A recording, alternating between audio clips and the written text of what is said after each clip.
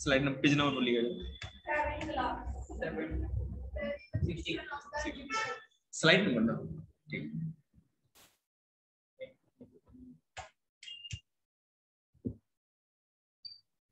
देखिएगा, जो कल मैंने आप लोग को पढ़ाया था, the French revolution and the idea of nation. नहीं यहाँ नहीं, ऊपर है, एक सेकंड।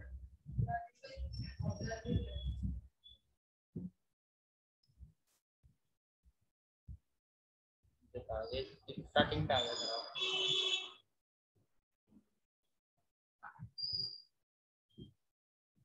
एनसीईआरटी की बुक का पेज नंबर क्या ये बताइए। अच्छा, मैं स्लाइड अपने देखता हूँ। ठीक है, ठीक है, अभी हुआ। स्लाइड नंबर आपको कितना था? सर बता दे, एक second. The revolution of the liberals, ठीक है बेटा, स्लाइड नंबर 29 है पीडीएफ का, देखिएगा। 1848, ओके। भाई ऐसे रूसते नहीं होते सर, इसकी फीलिंग आ गई लगता है सर, जगाना पड़ता है।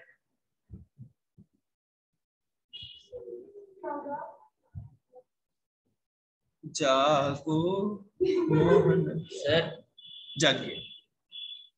मैं पहले बता रहा हूँ सर, चेंज कर लो ये बात नहीं।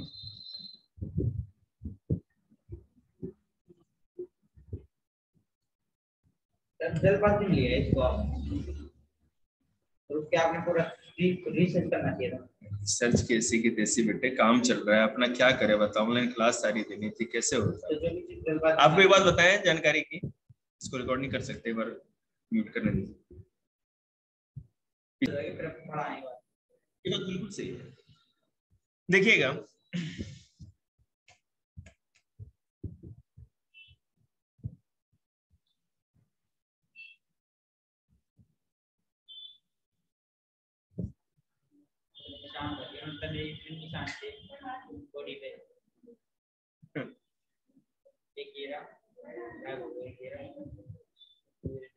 अरे सब खत्म है, बच्चे हो ना, सब धीरे धीरे कर। वो तो जूता फट गया, बच्चे आ गए। हाँ बताया था, वो अंशुल ने बताया था। 1848, the revolution of the liberals.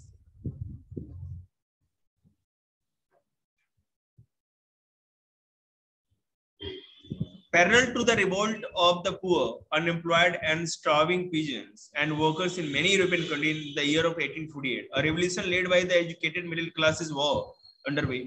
Event of February 1848 in France had brought about the abdication of the monarchs, and a republic based on universal male suffrage had been proclaimed. जैसा कि आपको पता है, फ्रांस में भी यूरोप के और देशों की तरह ही यहाँ पर भी क्रांति हुई, और 1848 की क्रांति में फ्रांस में क्या हुआ, मोनार्क सिस्टम को हटा के एडल्ट सफरेज ले आया गया। मतलब कि जो भी 21 साल से अधिक उम्र के या 21 साल के मेल थे, उन सबों को वोट का राइट मिल गया, वोटिंग राइट मिल गया। मेल को ही मिला, इसके लिए तो बहुत ज्यादा लड़ाई हुई थी औरतों की। आगे देखिए,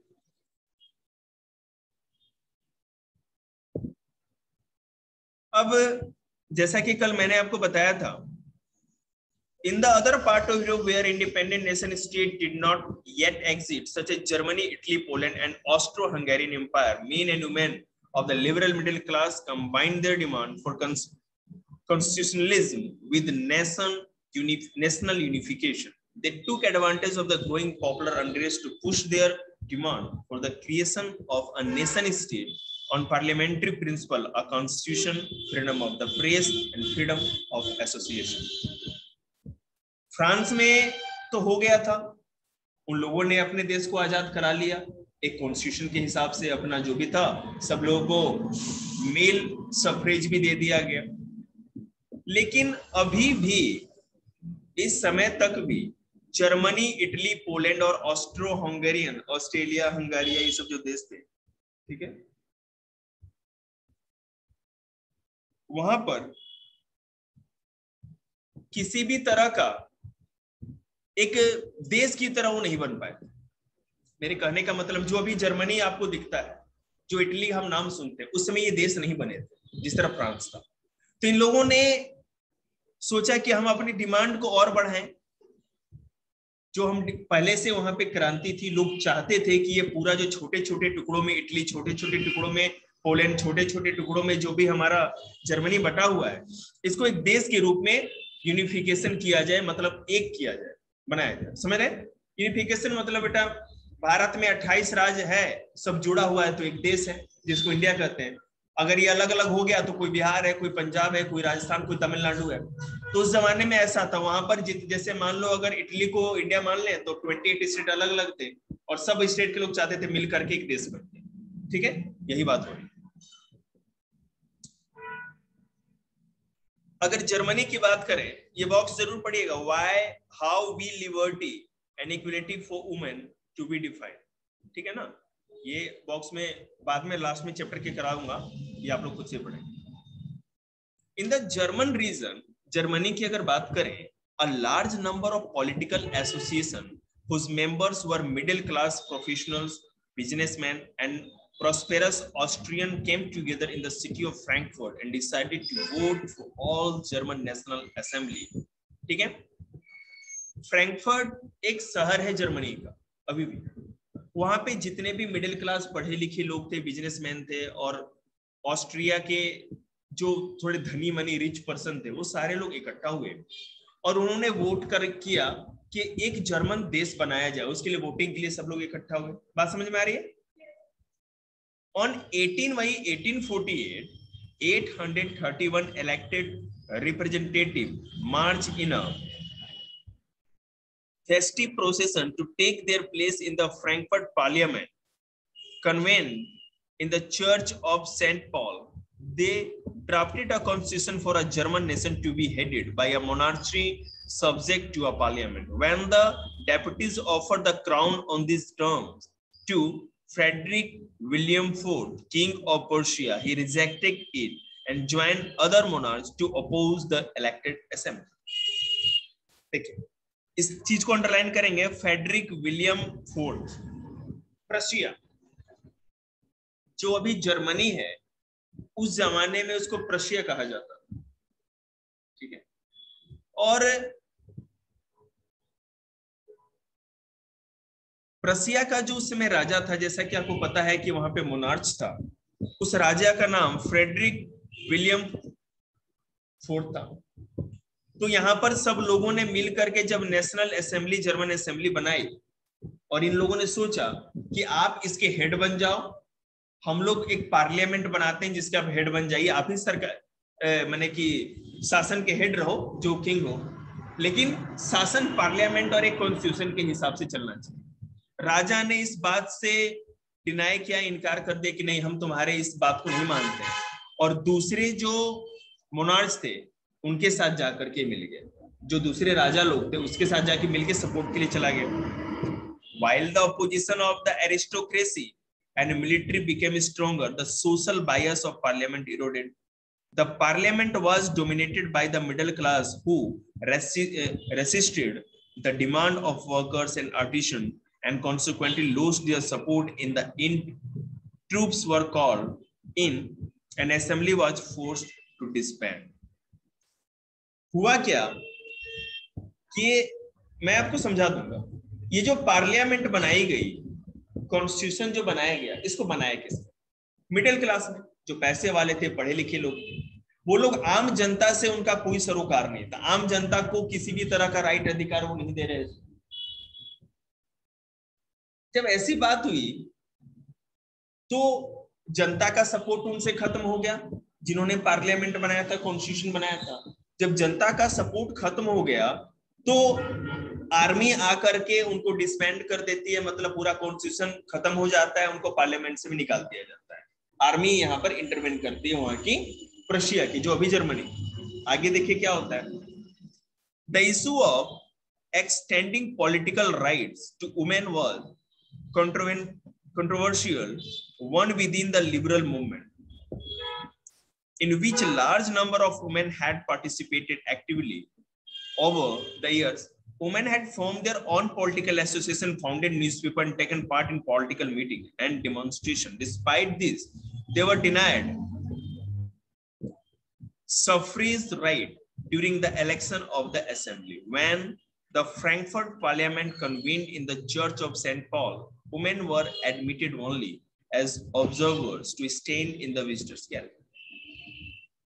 हुआ क्या कि जब ये पार्लियामेंट और कॉन्स्टिट्यूशन बनाया गया था, तो जैसा कि आपको पता है फ्रांस में या दूसरे देशों में भी औरतों को किसी तरह का राजनीतिक अधिकार, पॉलिटिकल राइट नहीं दिया गया था। पॉलिटिकल सफरेज मतलब कि राइट ऑफ वोट, औरतों को किसी भी तरह से वोट का राइट नहीं था। औरतों ने कहा कि जो लड़ाई लड़ी गई आजादी की लड़ाई या मोनार्च को हटाने के लिए, उसमें भी हमने बराबर पार्टिसिपेट किया है, जितना मर्दों ने काम किया है उतना ही औरतों ने भी काम किया है। तो ये वोटिंग राइट क्यों मेल को ही क्यों, फीमेल को क्यों नहीं? उन्होंने इस बात को लेकर के अपने पॉलिटिकल ऑर्गेनाइजेशन, राजनीतिक पार्टियां बनाई, ग्रुप बनाए, क्लब बनाए, न्यूज़पेपर बनाया, डेमोन्स्ट्रेशन किया। और जब फ्रैंकफर्ट, ये फेमिनिस्ट एक न्यू वर्ड है, इसको देख लीजिएगा, awareness of women's right and interest based on the behalf of the social, economic, political equality of the gender. राजनीतिक, आर्थिक और सामाजिक क्षेत्र में, है ना, औरतों के अधिकारों की बात करने वाले को महिलावादी या फेमिनिस्ट कहा गया। महिलावादी ये बेटा क्या है वो बॉक्स में? हाँ, विचारधारा नहीं, इधर लाना, दिखाना, मैं देख लूंगा ना, देखो नारीवाद, हाँ ठीक है, मैंने देख लिया। महिलावादी या नारीवाद जो भी कर सकते हैं, नारी और महिला मंत्री क्या है। जब ये पार्लियामेंट बनाया भी गया तो इनको फिर भी है ना गैलरी में खड़े होने की, वो पिक्चर दिख रहा है ऊपर, गैलरी में खड़ी हैं केवल पीछे, और बैठे हुए हैं केवल मेल। मतलब भेदभाव किया गया वहां पर यूरोप में, ठीक है। देखिए क्या हुआ, the conservative forces were able to suppress liberal movement in 1848. They could not restore the old order. Monarchs were beginning to, देखिए 1848 में जो रूढ़िवादी थे पहले, उन्होंने बेशक लिबरल मूवमेंट को खत्म कर दिया। मैं आपको और अच्छे से समझाता हूं। प्रशिया में मोनार्च था, जर्मनी जो भी बोलते हैं पहले प्रशिया कहते थे, मोनार्च था, राजतंत्र था। राजा वहां, मैंने राजा का नाम वेल्मर बताया था, विलियम फोर्ड जो था। तो लिबरल मतलब जो चाहते थे कि कॉन्स्टिट्यूशन बने, संविधान बने और पार्लियामेंट हो, वैसे शासन हो, तो उनको तो खत्म कर दिया, फिर से राजा का ही शासन आ गया था। लेकिन अब जो राजा दोबारा शासन में आए, राजतंत्र या मोनार्च आया, पहले वाली शक्ति उनके पास नहीं थी। अब जनता जागरूक हो चुकी, यही मैं समझाना चाहता हूं। देखिए, they could not restore the old order, वही करो ना, पहले वाले अधिकार या पहले वाली शक्ति उनके पास नहीं बची थी। Monarchs were beginning to realize that the cycle of revolution and repression could only be ended by granting concession to the liberal nationalist revolutionaries. Hence, in the years after 1848, the autocratic monarchies of Central and Eastern Europe began to introduce the changes that had already taken place in Western Europe before 1850. Thus, serfdom and bonded labor were abolished both in the Habsburg dominions and in Russia. The Habsburg rules granted more autonomy to the Hungarian in 1867. देखिए क्या हुआ, पहले से जो monarch चलता आ रहा था वही मोनार्च था, लेकिन जो मोनार्च था, राजतंत्र था, राजा का शासन था, हर जगह यूरोप में राजा लोग शासन कर रहे थे। उनको ये एहसास हो गया था कि जो लिबरल है, मतलब जो आजादी चाहते हैं, जो एक संविधान के हिसाब से शासन चाहते हैं, पार्लियामेंट बनाना चाहते हैं, जो लोग वोट दे करके अपना खुद एडमिनिस्ट्रेटर या प्रशासक चुनना चाहते हैं, उनको ज्यादा दिन तक हम लोग उनकी बातों से इनकार नहीं कर सकते, उनकी डिमांड को डिनाई नहीं कर सकते, मानना ही पड़ेगा। तो धीरे धीरे उन लोगों ने, जो मोनार्च में ही थे, उन लोगों ने आजादी देना स्टार्ट किया। सर्फडम मतलब कि जो जमींदारी प्रथा थी, धीरे धीरे वो कम होने लगी, ठीक है।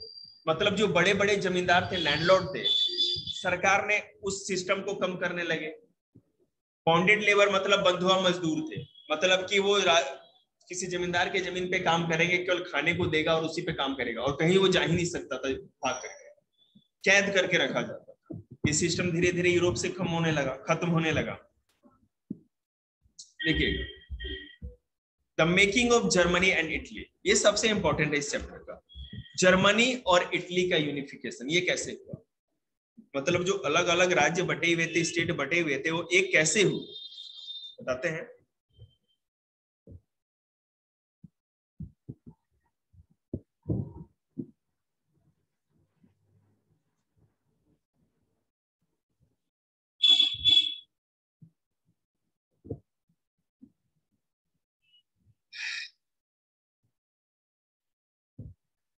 पेज नंबर फिर से बोलना बेटा।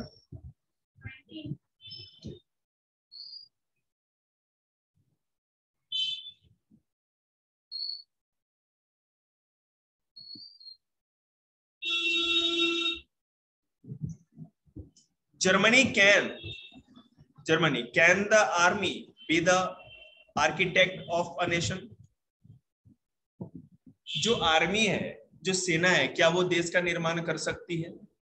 ठीक है, देखते हैं।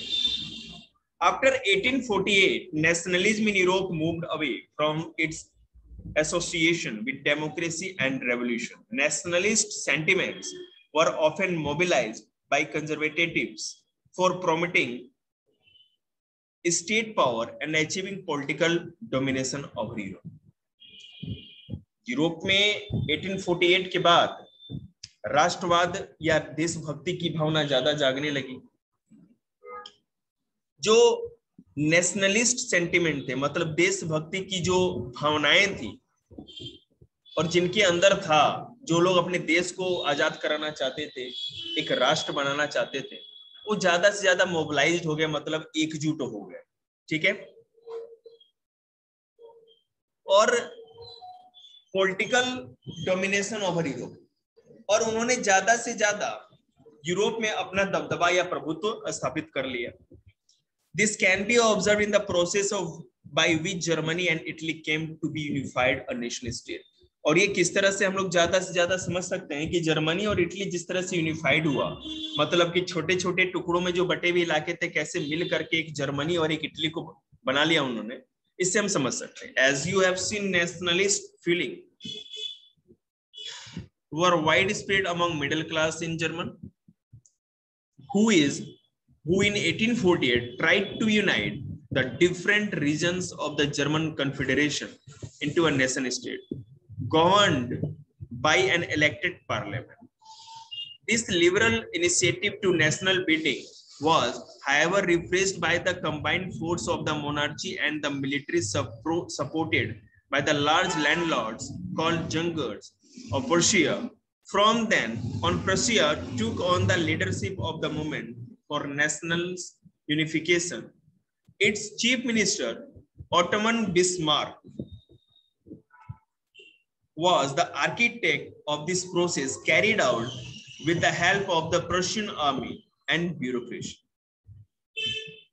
आपको मैंने भी बताया था कि जर्मनी में, फ्रैंकफर्ट में कुछ मिडिल क्लास लोगों ने मिलकर के और ऑस्ट्रिया के जो धनी लोग थे मिलकर के क्या किया था, अपना कॉन्स्टिट्यूशन बना लिया, नेशनल असेंबली बना ली, पार्लियामेंट बनाया था, और राजा को कहा था कि आप इसके हेड बन जाइए। वो नहीं बना तो अड़ोस पड़ोस के जो भी राजा थे उनसे हेल्प लेकर के, उनकी आर्मी से लेकर के इन सबों को खत्म करा दिया गया और फिर राजा का शासन हो गया था।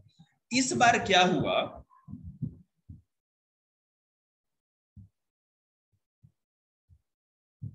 प्रशिया जो था उसका जो चीफ मिनिस्टर था ओटोमन बिस्मार्क, उसने प्रशिया की आर्मी और ब्यूरोक्रेसी, मतलब जो बड़े बड़े अधिकारी थे, ऊपर ऊपर पोस्ट पे थे, मिनिस्टर थे, उन सबों के सपोर्ट से क्या किया कि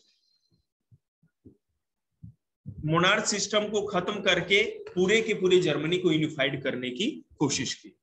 3 wars over 7 years, 7 सालों में 3 वॉर हुए with Austria, Denmark and France. France, Austria और डेनमार्क से इन तीनों ने 3 युद्ध हुए, और इसका हेड कौन था? Ottoman Bismarck. इटली, जर्मनी का यूनिफिकेशन और फादर ऑफ यूनिफाइड जर्मनी जिसको कहा जाता है ऑटोमन बिस्मार्क, याद रखिएगा। Ended in Prussian victory and completed the process of unification in January 1871. The Prussian king William I was proclaimed German emperor in a ceremony held in Versailles. Versailles में एक समारोह हुआ और 1871 जनवरी 1871 में 1871 में पूरा का पूरा जो ये प्रशिया था वो एक जर्मन स्टेट बन गया और इसका जो हेड था, जो एम्परर था, जो राजा था, उसको विलियम फर्स्ट को इसका राजा बनाया गया। बात समझ में आ गई आप लोगों को? क्या देखो मैं आपको बताता हूँ। विलियम फर्स्ट जर्मनी का, प्रशिया का ही राजा था उस समय का, तो उसी को उसका हेड बनाया गया पूरी की पूरी जर्मनी का। ठीक है, मतलब कि प्रशिया के बहुत से जो हिस्से थे, किसी पे ऑस्ट्रिया ने कब्जा कर रखा, किसी पे फ्रांस ने अधिकार कर रखा था, किसी पे डेनमार्क ने अधिकार कर रखा था। तो जो प्रशिया का जो चीफ मिनिस्टर था ओटोमन बिस्मार्क, उसने वहां की आर्मी लेकर के और ब्यूरोक्रेट्स को लेकर के, सपोर्ट लेकर के, सब पे अटैक करके उन इलाकों को आजाद कराया और सबको मिला करके जर्मनी नाम का एक कंट्री बना दिया। बात समझ में आई आपको? ठीक है, और उस जर्मनी का यूनिफिकेशन 1871 में हुआ और उसका जो किंग और हेड किसको बनाया गया? विलियम फर्स्ट को। On the bitterly cold morning of 18 January 1871, an assembly comprising the princes of the German state, representative of the army, important Prussian minister including the chief minister Ottoman Bismarck, gathered in the unheated hall of mirrors of Palace of Versailles to proclaim the new German Empire headed by Kaiser William I of Prussia. Versailles का महल बहुत बड़ा महल था और पूरी Europe में सबसे अधिक माना जाता था कि वैभव वाला है या रॉयल पैलेस था वो। वहां पे प्रशिया के जितने बड़े बड़े मिनिस्टर, किंग, ये वो सारे आए और सब लोगों ने मिलके जो कैसर विलियम फर्स्ट था, जो प्रशिया का राजा था, उसी को जर्मन एम्पायर का, पूरा जर्मन एम्पायर में जितने स्टेट थे सबका हेड बना दिया गया। The nation Prussia he German है जी।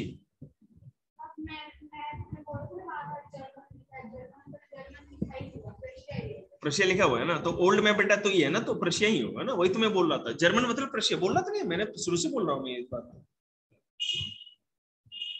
1871 के बाद बेटा प्रशिया नाम की कोई चीज ही नहीं रही। बात समझ में आएगा? 1871 से पहले प्रशिया थी, अब जर्मनी उस दिन से हो गई। क्लियर? नाम क्यों चेंज हुआ और कुछ इलाके भी इसमें कंबाइंड हुए। The nation building process in Germany had demonstrated the dominance of Prussia state power. ठीक है, अब इस नेशन बिल्डिंग में जो जर्मनी बनाया गया, हेड कौन था? मेन जो पावर था वो तो प्रशिया था, लेकिन प्रशिया में और जो अलग अलग से इलाके जो आकर के मिले, सारे बहुत सारे छोटे छोटे स्टेट आकर के प्रशिया के साथ मिले और इनके मिलने के साथ उनको जर्मन क्या कहते हैं, फेडरेशन बनाया गया। बात समझ आएगी?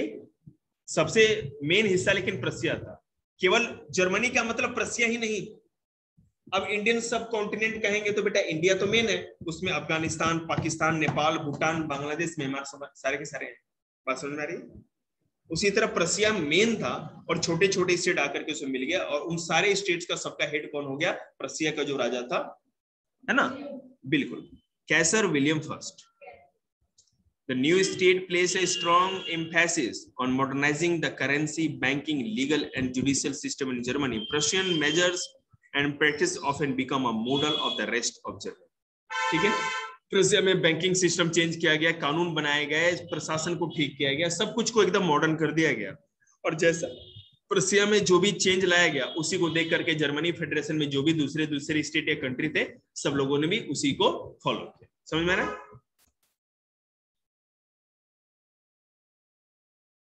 अब इटली की बात करते हैं। ठीक है, एक मिनट दीजिए मुझे।